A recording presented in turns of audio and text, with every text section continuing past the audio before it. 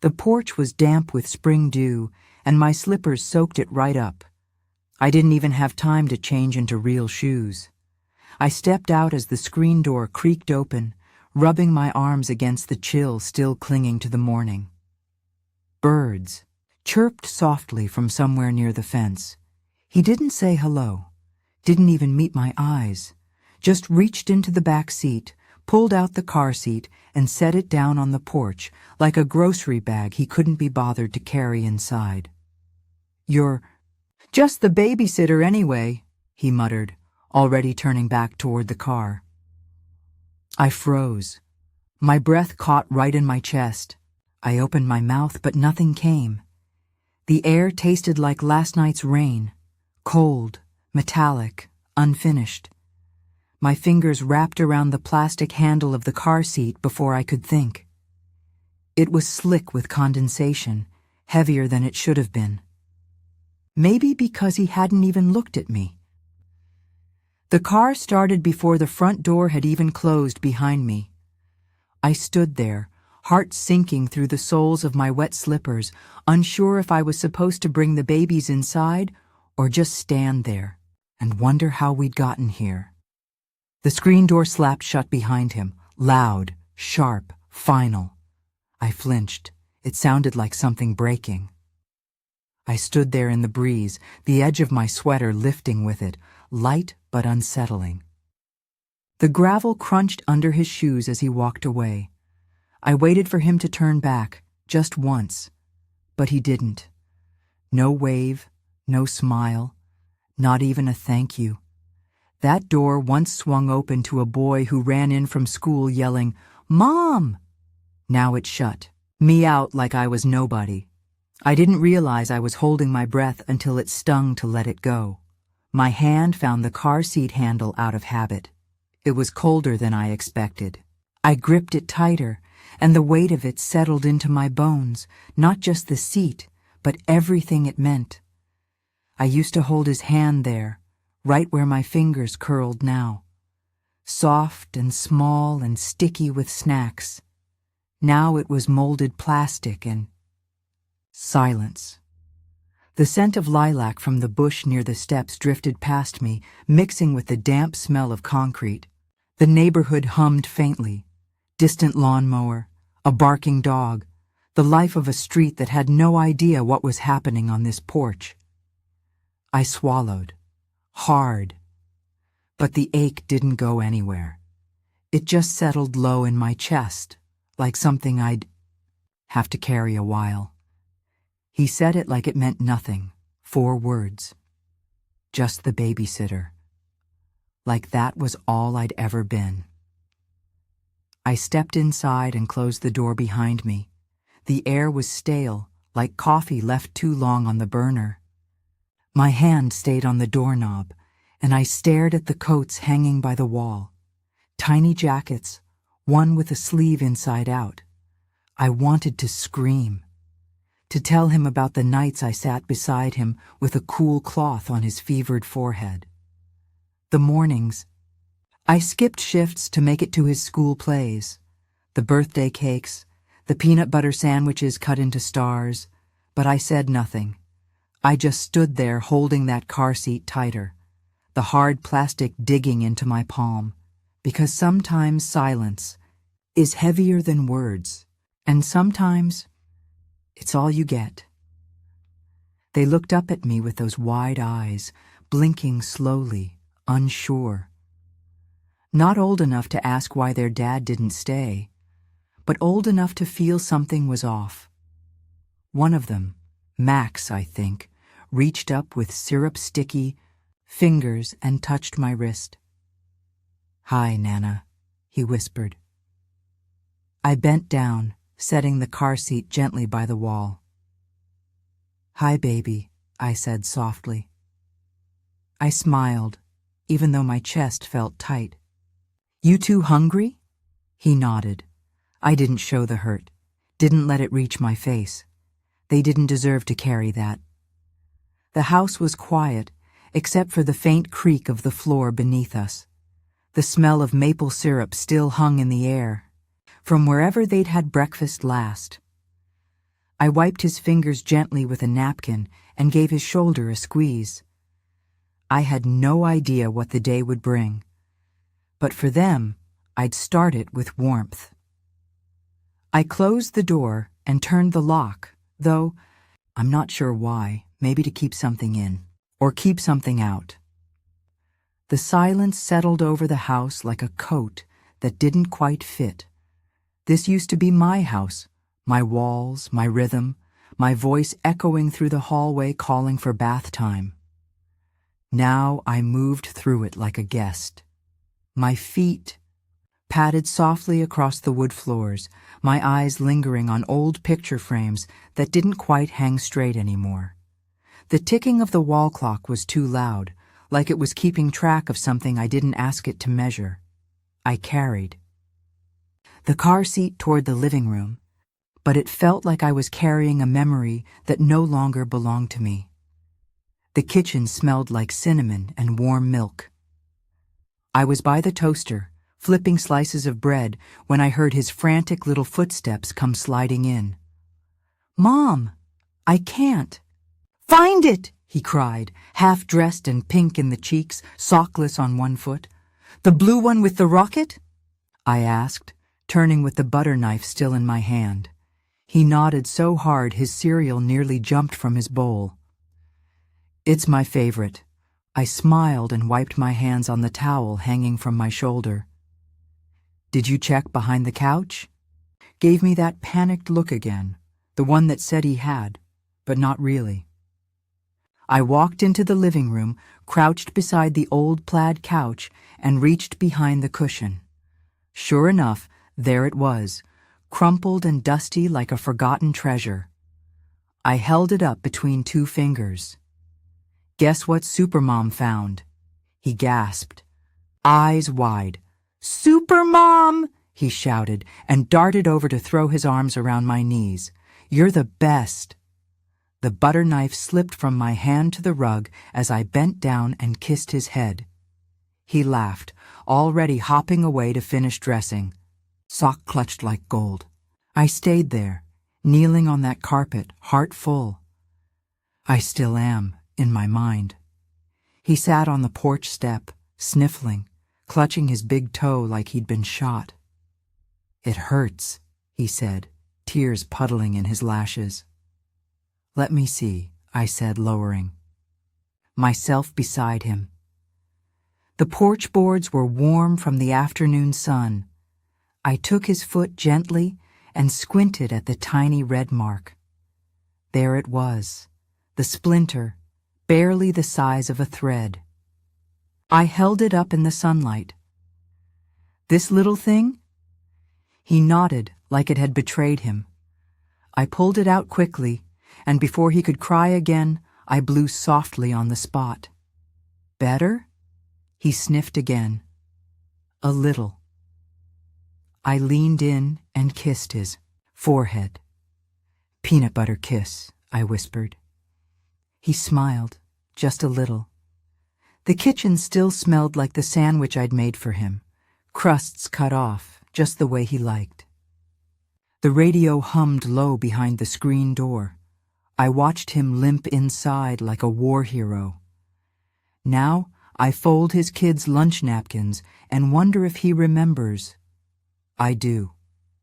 I remember every splinter, every kiss, and I'd do it all again, even if he doesn't. The backyard was everything. A universe made of dandelions, cardboard boxes, and whatever his little mind could dream up. He'd drag out an old blanket and call it a flying carpet. Sometimes it was a ship, sometimes a dragon's back. "Watch me, Mom," he'd yell from the swing, legs pumping furiously. I always watched, always clapped like he'd touched the sky. He'd land with a thud and roll through the grass, coming up with sticks in his hair and dirt on his chin. I never minded. Those grass stains were little medals of joy. The breeze through the screen door carried the scent of sun-warmed wood and fresh-cut grass. My tea would go cold on the porch while I cheered. Sometimes I still hear it, the laughter, the squeaky swing chains, his tiny voice shouting for me to look. And sometimes, when I close my eyes, I do. Not just look, I see. He walked in holding his red toy car, both hands cradling it like it was something living. His eyes were glossy, lip tucked in tight. "It broke," he said, voice small. "Can you fix it?" I took it gently. One wheel was dangling. The axle snapped. I didn't know if I could fix it, but I couldn't tell him that. "Let's try," I said, sitting on the couch with the old glue bottle. The soft lamplight made everything golden. He sat beside me, watching every move. The scent of warm plastic and dusty books floated around us. My fingers trembled slightly as I pressed the parts together. When I handed it back, he beamed. "You fixed it," he hugged me tight. "You can fix anything." That stayed with me. Still does. Even now, when he hands me his children without a second thought, as if I'm just the babysitter. He once thought I could fix the world. I still try. I flipped through the old photo album, the pages stiff and quiet. There it was, me, kneeling beside him in the backyard, jeans stained, hair frizzed, laughing. His tiny hand is mine. His smile was wide. My hands were so different then, surer, softer. I could carry anything, groceries, him, the weight of every bad dream he had. Now they shake sometimes. These hands have held more than just weight. They've held time. They've held grief. I touch the photo lightly, as if it might feel me. The wall clock ticks too loud in the stillness. I wonder if he remembers what those hands once did. If he remembers how tightly they held him when the storm scared him. I look down, at them now, wrinkled, spotted, still reaching, still waiting. The laundry room hums. It always did, but now it feels louder. I sit on the dryer, folding clothes by the glow of the little overhead light. Sometimes I whisper his name into the silence, just to hear it out loud, just to remember how he used to say Mom like it was a question, like it meant something. Don't hear it much anymore. The scent of dryer sheets clings to my sleeves. I smooth a onesie and think of the boy who once needed nightlights and lullabies. He's grown now, taller, distant, quiet. I don't know when the space between us got so wide, or when I stopped being the voice he needed. But sometimes, in this little laundry room with its warm corners and humming machines, I speak into the air like he might answer back. He doesn't. Still, I whisper, and I fold. I was clipping dead blooms. From the petunias when she walked by with her poodle, bright scarf, loud voice, same as always. "Big party next door," she chirped, tugging her dog away from my rose bush. "Looks like a good one, bounce house and all." I looked up, pruning shears still in hand. "Oh," I said, "that's nice." I smiled, that small, wobbly smile, the kind you use when you don't want your voice to shake. The wind caught the edge of my apron, and the fence between our yards creaked softly. She kept walking, never noticing how I stood there, rooted. I bent to gather the clippings, hands trembling slightly. A party, for him, and no one thought to tell me. From my kitchen window, I could see just the edge of it, blue and green streamers wrapped around the mailbox. A folding table set up with paper plates and those tiny plastic forks that always snap in cake. The balloons bobbed above it all, red, yellow, one shaped like a dinosaur. I counted chairs, 12. Music floated through the wind, something upbeat, tinny through a Bluetooth speaker, and laughter. That high, delighted laughter only kids can make. I used to be part of that. I used to be in the background, refilling juice boxes, telling someone not to run with cake in their mouth.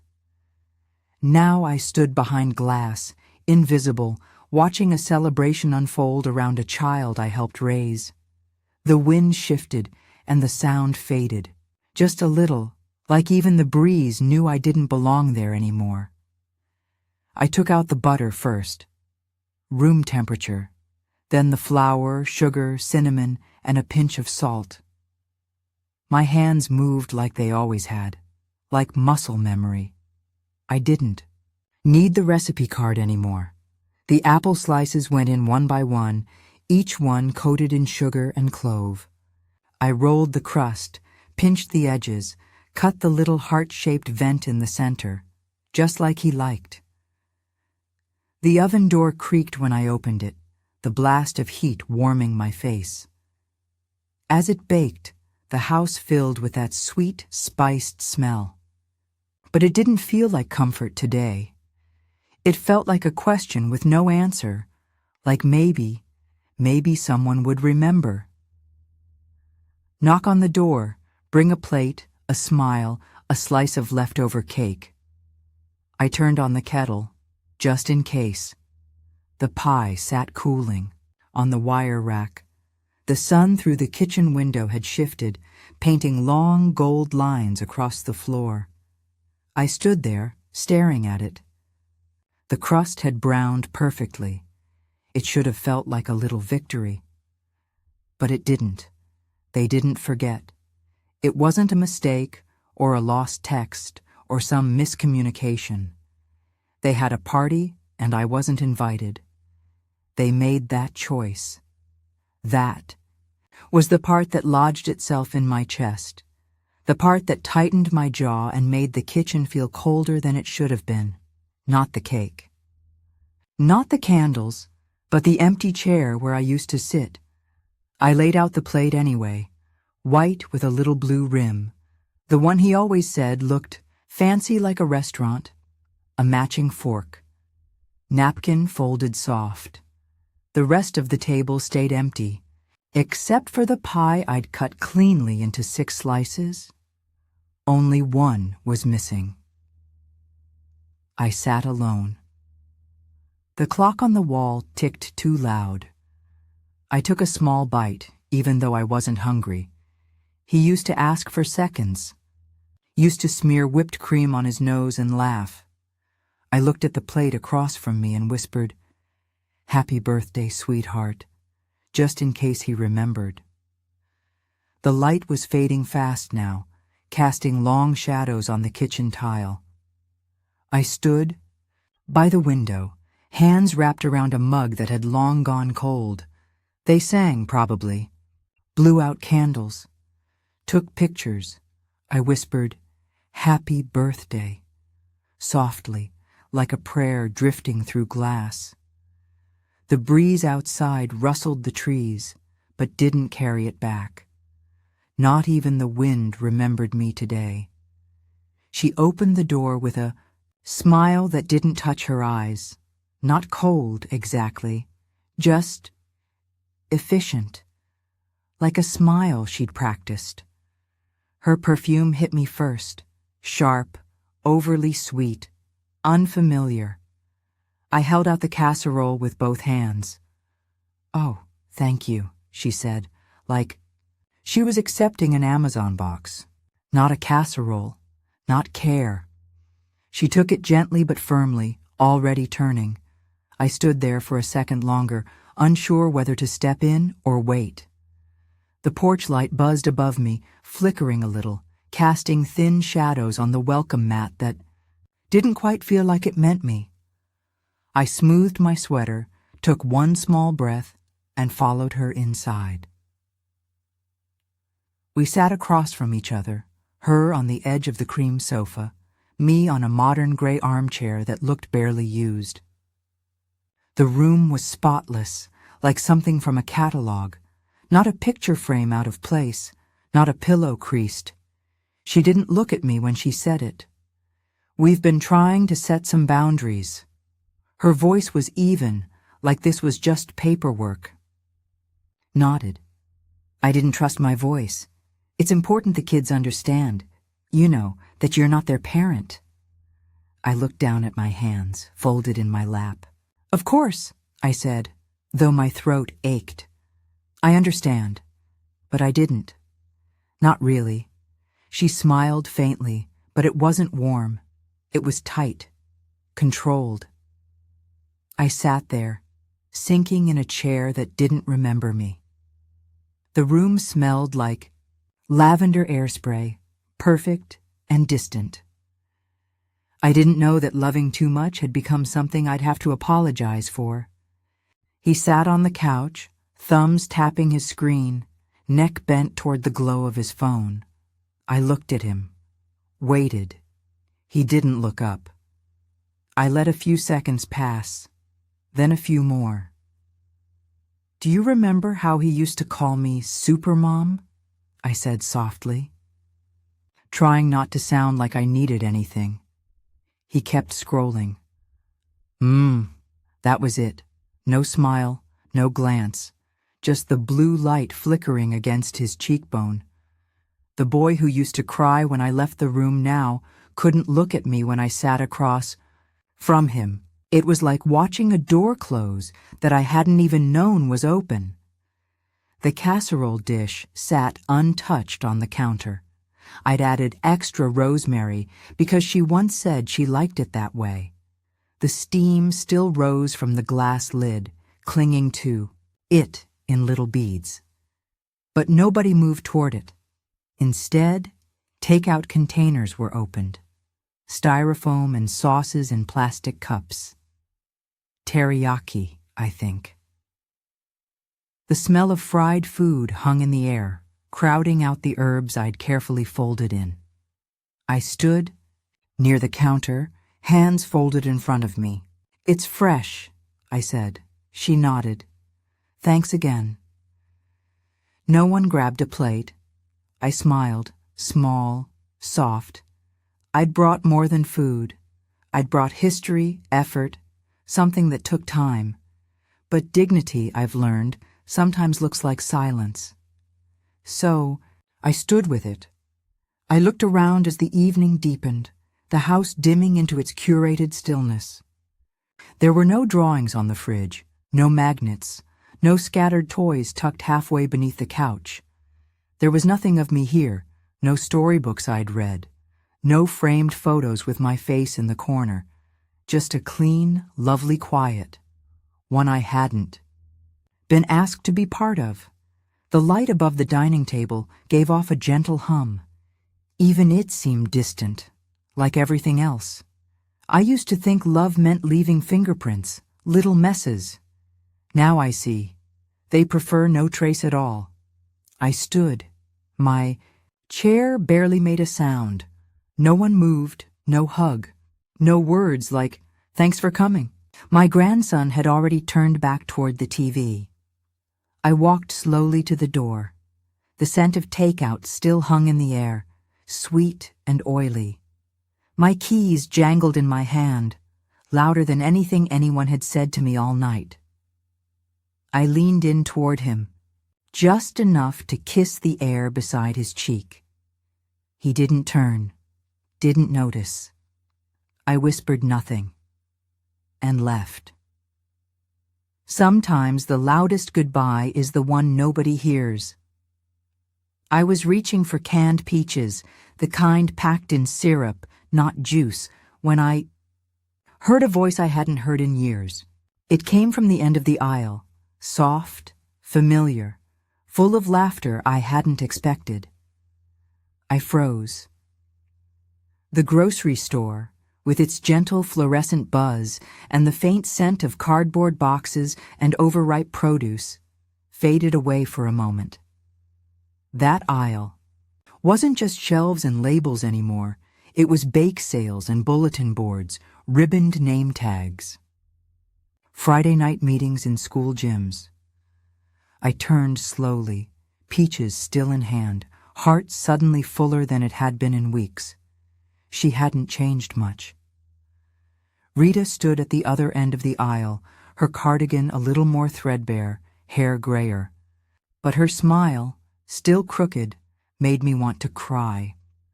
Her basket swayed gently from her arm, an apple juice bottle knocking softly inside. "Hey, stranger," she said, like no time had passed. I didn't need to ask how she was. I just smiled, and she nodded, like she already knew. She stepped forward and took my hand, right there between canned corn and dry beans.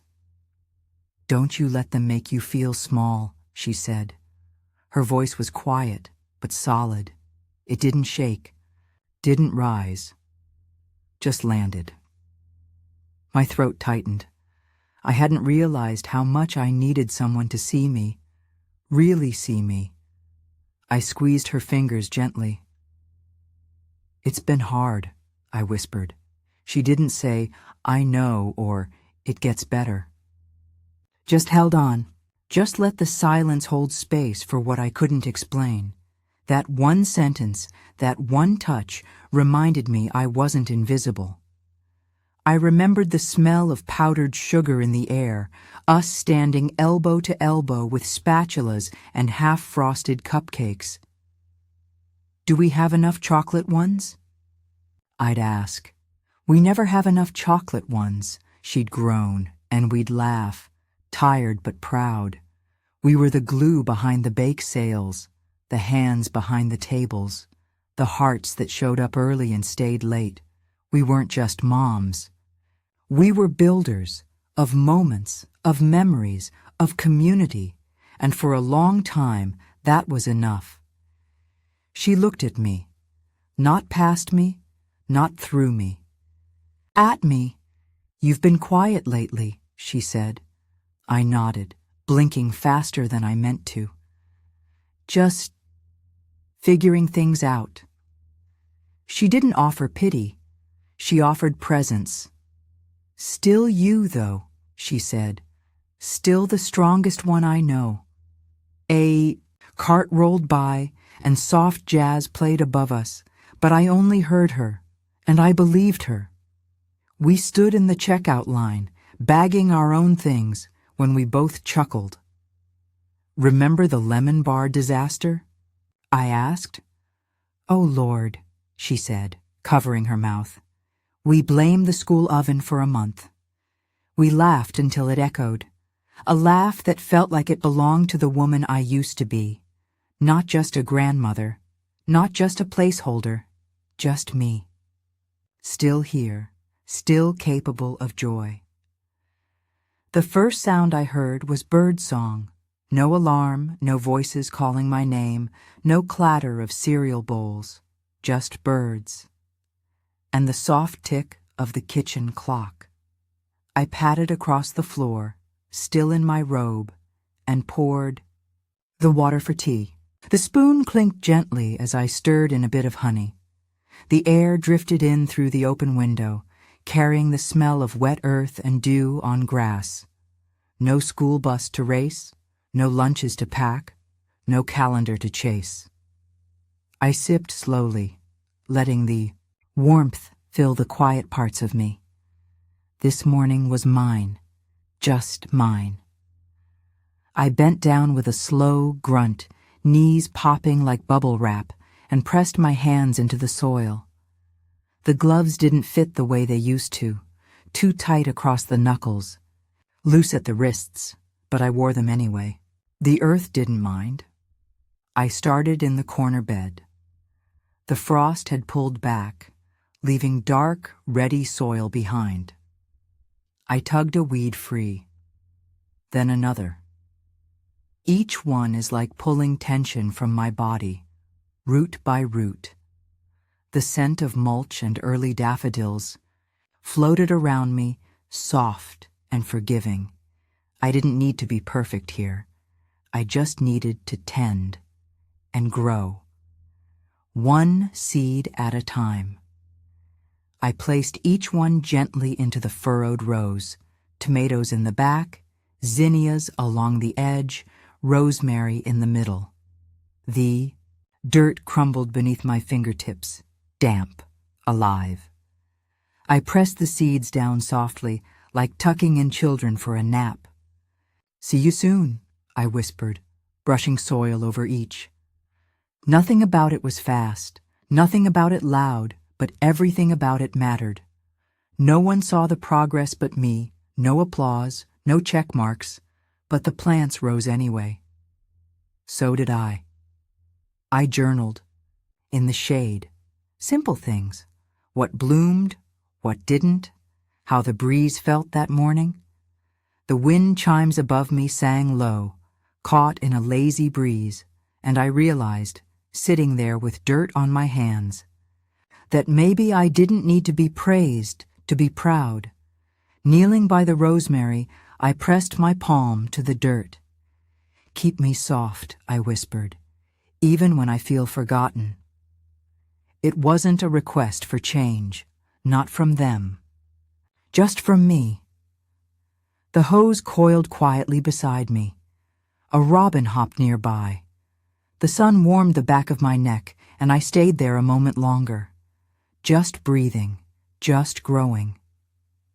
It was just before 9. The house was quiet, the kind of quiet that feels earned. My tea steeped on the counter, mint, always mint at night, and I was just about to turn off the light when the phone rang. It wasn't loud, just a soft, distant chime, like a knock from the past. I hesitated. For a moment, I just stood there, watching the steam rise from my mug.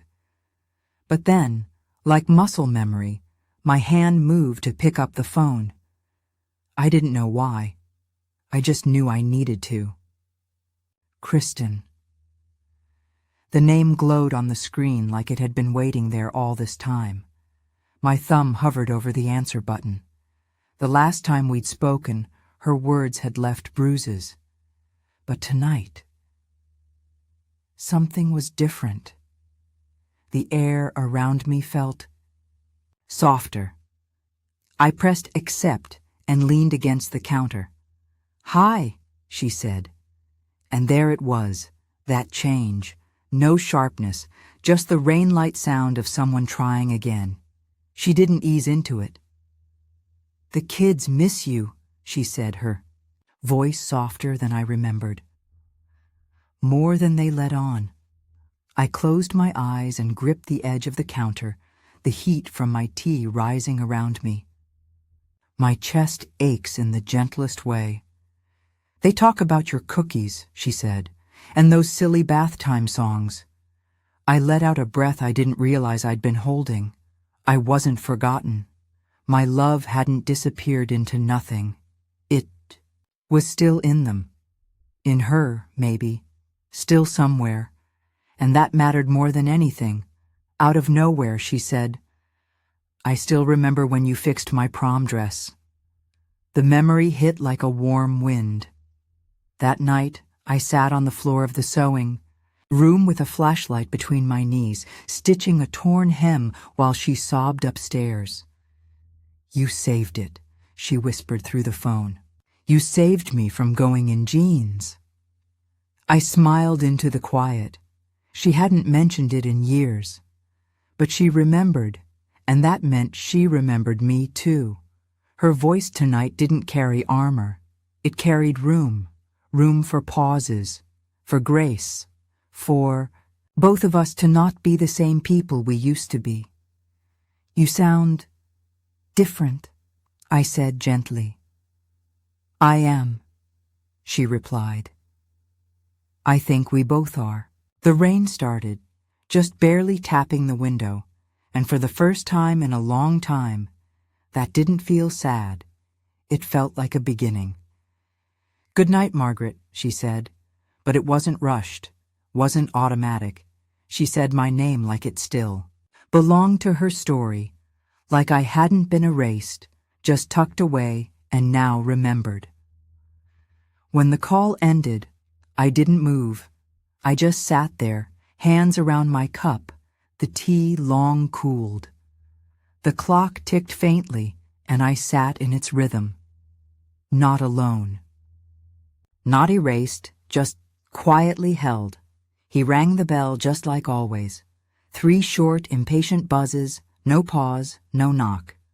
It was mid-morning, the sun casting a soft glow across the porch, the distant hum of lawn-mowers filling the air. But this time, I wasn't the one behind the door. He didn't know that yet. He stood there, probably expecting me with a tired smile and a joke about being late. But I'd stepped back today. I'd let someone else carry the moment, and even before the door opened, something inside me felt lighter. Kristen opened the door. She didn't rush. She didn't fumble with the lock or peek through the curtain. She just opened it, calm, steady, wearing her usual jeans, and that blazer she saves for when she needs to feel strong. I used to stand there like that, apron still on, flour on my wrist, a dish towel thrown over my shoulder.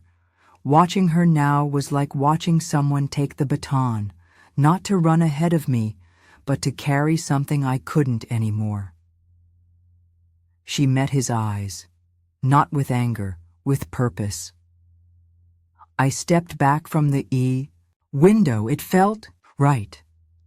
He looked down, expecting bags. Maybe the twins bouncing out in their sneakers, maybe my arms open, waiting. Instead, Kristen handed him a folded piece of paper. Thick, clean, precise. He hesitated. His fingers closed around it slowly, uncertainly. It didn't rustle like ordinary paper. Legal weight. Official. I saw his mouth twitch, but he didn't speak. Sometimes the loudest moments don't involve a word. He glanced at the top of the page, and the quiet settled like dust between them. Kristen didn't raise her voice. She didn't have to. "They'll be staying with me this summer," she said, just like that. I heard it through the slight opening in the window, soft and clear. My heart thudded once, then softened. She had found her voice, the one I'd always hoped she'd rediscover, not for me, for herself, for them, and she used it when it mattered. He didn't argue. He didn't raise his voice or shake his head. He didn't pace or point. He just stood there, letter in hand, eyes moving between it and Kristen's face. Something passed through him, recognition maybe, defeat, or maybe understanding. I couldn't tell, but he was quiet, and for once that quiet wasn't cruel, it wasn't empty, it changed. I stood just behind the curtain, coffee warm in my hand, my fingers wrapped tight around the mug. The scent of light roast mingled with the still air of the kitchen. I watched them, the porch, the driveway, the woman I once doubted, and the son I'd long stopped trying to protect from his own decisions. This wasn't about revenge, or proving anything. It was about knowing they'd be okay, even if they weren't with me, even if I wasn't needed like before. I took a sip, and the bitterness settled across my tongue, sharp, familiar. But the aftertaste was warm. The chairs scraped quietly as we sat, 4 of us at the old oak table that had once felt like the heart of the house. Now it just held plates and space, so much space. Kristen sat across from me, my son beside her, and the twins between us all like little diplomats in high chairs. No one reached for the salt, no one raised a glass. I passed the rolls without a word. My son carved the chicken. Kristen spooned out green beans with slow, careful movements. The lace curtains filtered the last of the daylight, painting the table with soft gold streaks that didn't seem to touch us. The food smelled like home, rosemary, butter, something baked and good, but the silence dulled it. We ate like strangers who once shared a life. My heart was full of hollowness, like someone had set the table for peace, but forgot the plates for comfort. The first sound came from a fork tapping a plate, then a spoon scraping mashed potatoes, then the soft shuffle of napkins unfolded. No one said, "Please." No one said, "Thanks." Still, the bowl of potatoes circled twice. Someone passed the rolls without being asked. A napkin landed in a lap, neatly. It was awkward, yes, but there was something trying inside it. Something moving quietly underneath the clatter. The overhead light flickered a little, its yellow glow trying to warm what words wouldn't. Every tiny noise seemed to ask, "Are we okay?" And in our silence, maybe we were starting to say, "Not yet, but maybe soon." Kristen looked up at me once between bites. Just a glance. But it held. She didn't smile with her mouth, but her eyes softened. Just slightly, just enough. There was no apology there, no warmth she hadn't earned yet. But there was no coldness, either. It was the kind of look that says, "I see you." And for the first time in a long time, I didn't feel like I needed to defend myself. Or her. Maybe respect starts that way. Quiet, unfinished, but honest. He cleared his throat. A simple sound, but it sliced through the quiet like something daring. "Getting chilly early this year," he said, eyes fixed on his plate. I nodded. "My roses are already fading." He glanced up. "You still have the peach ones?" "I do," I said. "They're stubborn." We both chuckled, just a breath of sound. It wasn't much, but it was more than silence. And small talk, I've learned, takes its own kind of bravery. The twins didn't notice the tension, or if they did, they didn't honor it. They giggled through their carrots, one of them knocking over a cup of milk. The other asked for seconds and dropped his napkin twice. They didn't whisper. They didn't tiptoe. They laughed with their whole faces. Kristen reached for a paper towel without a word. My son caught the fork before it hit the floor. I smiled and passed another biscuit. No one told them to be quiet, and in their noise, I heard something gentle. Something is right. Maybe healing doesn't always need speeches. Sometimes it just sounds like two kids giggling at the table like they never missed a beat. Near the end, when plates had been picked over and only crumbs remained, he leaned in, my grandson, the older one. He rested his tiny hand on my arm, sticky and warm. "I missed you," he whispered, just like that. My chest tightened. Something opened in me, like a cracked window letting in spring air after a winter you thought would never end. I turned toward him slowly, brushed the hair from his forehead, and kissed the crown of his head. I didn't say a word, because that sentence deserved the quiet, deserved to float, soft and untouched. I just held it, let it live, and smiled. The sun stretches across the wooden floor like it remembers me. I sit near the window in Kristen's guest room, where the curtains sway gently, letting in light that turns everything soft and golden. Late mornings like these feel like mercy. No schedules, no shoes to tie, no voices asking what's for lunch. The clock ticks slowly, and I let it. Let it mark time not by tasks, but by stillness. This house, once echoing with distance, now hums with a hush I've grown to cherish. I'm not tiptoeing anymore. I'm resting, breathing, and for the first time in a long time, I feel welcome. Even if it's quietly so. The yarn moves between my fingers, one loop at a time. In, around, pull through, repeat.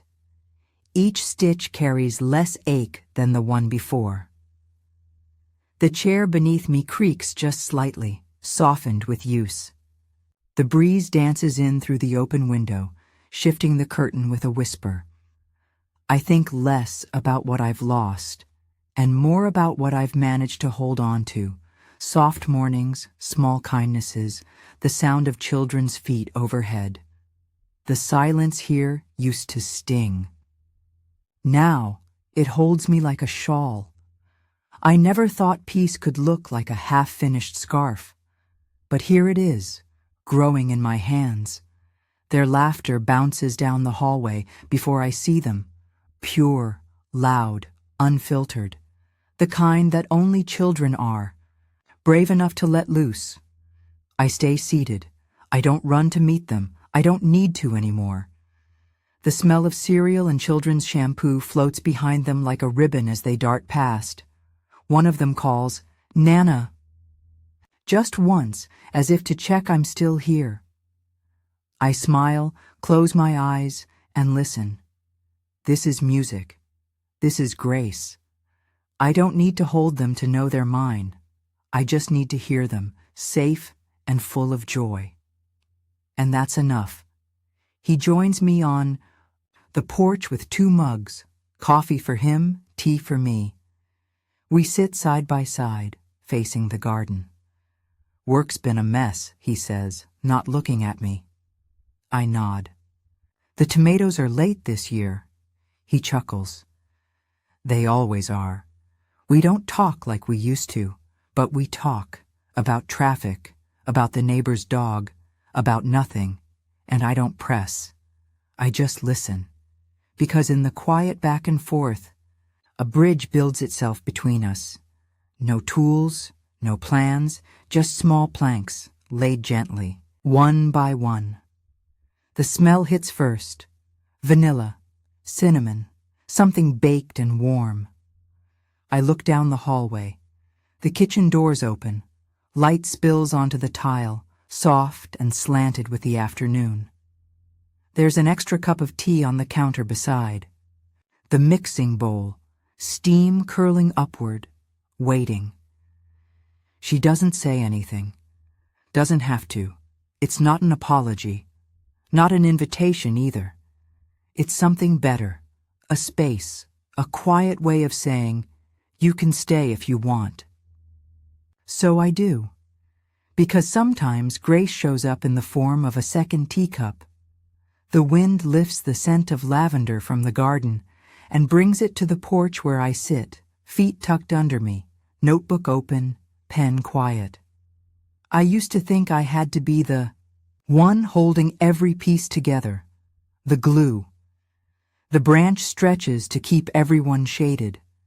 Now I know better. I am the root. I don't bloom like I used to. I don't reach and twist to catch everyone before they fall, but I hold on. I am steady. I feed from underneath. They may grow far. They may lean away from me toward other light, but I'm still here. I always will be, and that's enough.